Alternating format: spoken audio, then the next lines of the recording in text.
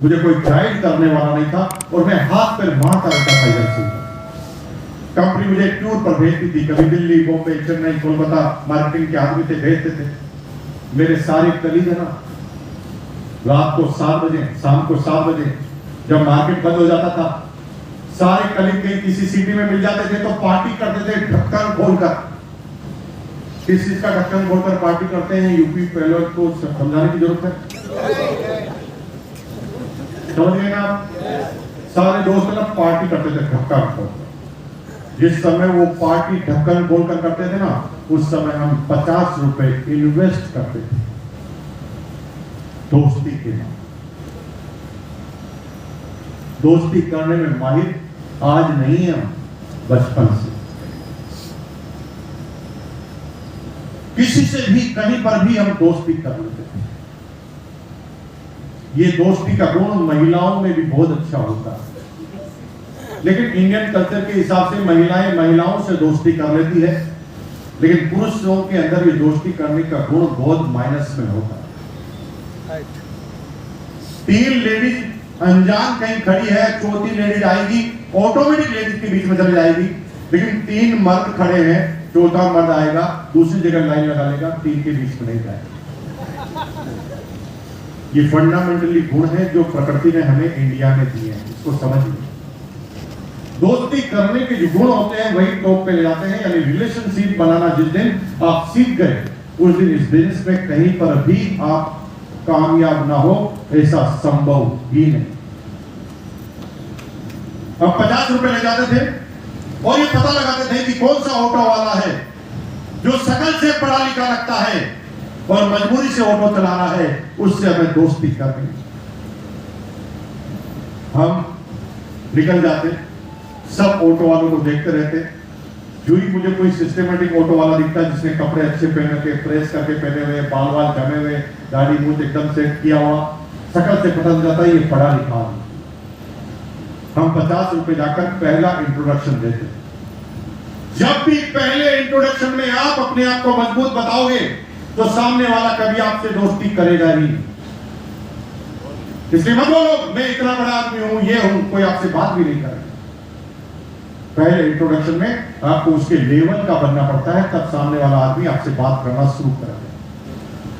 मैं 50 रुपए ले जाता था और भोला बनता था, इंट्रोडक्शन करता था, भोला भाई साहब नमस्कार। ऑटो वाले से कोई इससे नमस्कार नहीं करता, वो कहता नमस्कार भाई।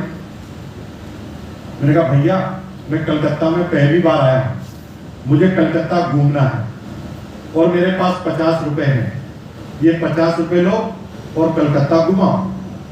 वो कहा कहां जाना है आपको? मैंने कहा सर ये मुझे पता नहीं, मैं तो पहली बार आया हूं। तो 50 रुपए में जो आप घुमा सकते हो वो घुमा लो। पहला इंट्रोडक्शन क्या है? सिंपल आदमी है, भोला आदमी है, नया आदमी है, मतलब ये चालाक चंट आदमी प्रवृत्ति का नहीं है। वो कहता चलो बैठिए, और मुझे गाड़ी में बिठा देता और मैं चालू हो जाता।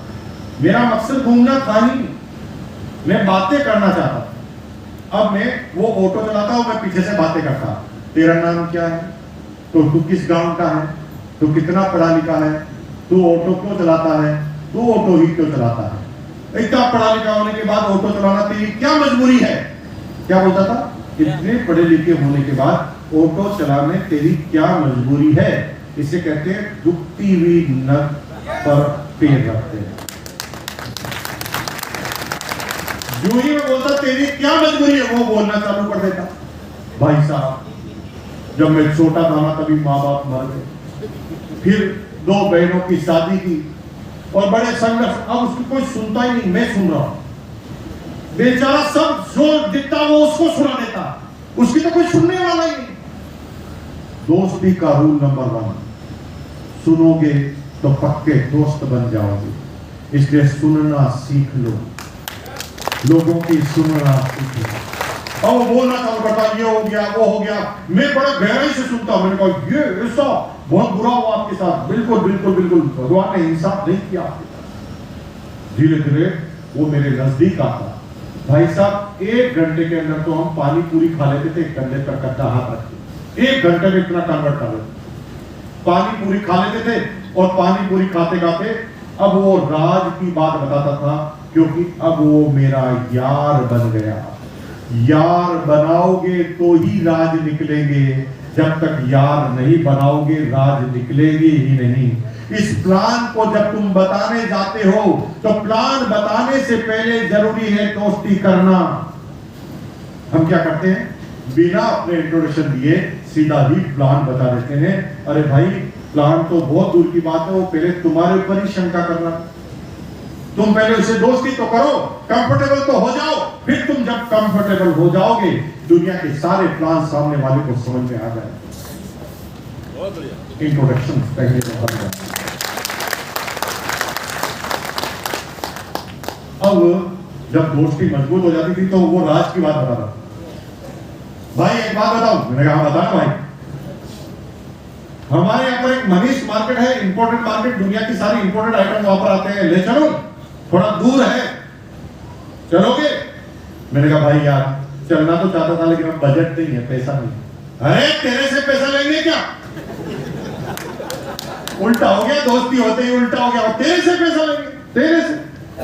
मैंने कहा चलो। अब दोनों भाई चले जाते, वो ऑटो चलाता, हम मनीष मार्केट। अब दोनों मनीष मार्केट में घूमते। मनीष मार्केट में सारे वही लोग आते जो जिनको जो लेना होता वही लेने आते। हम दोनों आदमी ऐसे थे जिनको पता ही नहीं था कि लेना क्या। हम दोनों ही मार्केट में घूमते, कंज्यूमर और मालिक दोनों ही आपस में बात कर रहे होते। दुकानदार हम बस के पास में जाके खड़े हो जाते, ये पता लगाते कि ये क्या चर्चा कर रहे हैं, किस सब्जेक्ट के बारे में चर्चा कर रहे हैं और कौन से प्रोडक्ट के बारे में चर्चा कर रहे हैं। पूरे मार्केट में केवल एक चीज पता लगाता था हमें, ऐसी कौन सी चीज है जो यहां पर मिलती है और मेरे भीलवाड़ा में नहीं मिलती।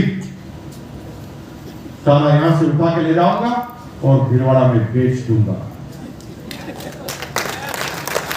इसको बेच दूंगा, उसको बेच दूंगा, सबको बेच दूंगा। बेचना है, बेचना है, बेचना है, दिमाग में यही चलता। और भाई साहब कभी 4000 का सीडी प्लेयर 5000 में बेच देता था। हेनरी हिल की शर्ट आती थी 200 रुपए की, 100 शर्ट एक साथ ले जाता था, 250 रुपए में बेच देता था। और एक भी चीज को मैं रिपीट नहीं करता था, हर बार ऐसी चीज भीलवाड़ा में ले जाता था जो भीलवाड़ा में मिलती ही नहीं थी। और भीलवाड़ा के सारे अमीर आदमी हमारे ग्राहक बन गए, हमारी दुकान एकदम हिट हो गई। मजे की बात दुकान थी ही नहीं, हमारे ग्राहक फिक्स हो गए, लेकिन किसी भी ग्राहक को पता ही नहीं था कि मिलता क्या है। लेकिन वो ग्राहक थे जिनके पैसों की कमी नहीं थे, जो अमीर लोग थे, उन्हें अमीरी दिखाना का मकसद था और वो हमारे से हमेशा आइटम लेते थे क्योंकि वो ऐसा आइटम चाहते थे जो भीलवाड़ा में मिलता ही नहीं, और भीलवाड़ा में जो नहीं मिलता था वो हमारे पास ही मिलता था।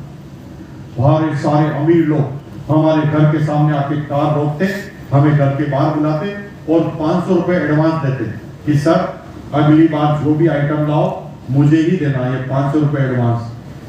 क्या आइटम लाएंगे उसको पता नहीं, लेकिन उसको अलग दिख रहा था, इसलिए एडवांस बुकिंग कराते थे। 12-13 हजार रुपए एक्स्ट्रा कमा लेते थे, 13 हजार की सैलरी, 13 हजार रुपए एक्स्ट्रा।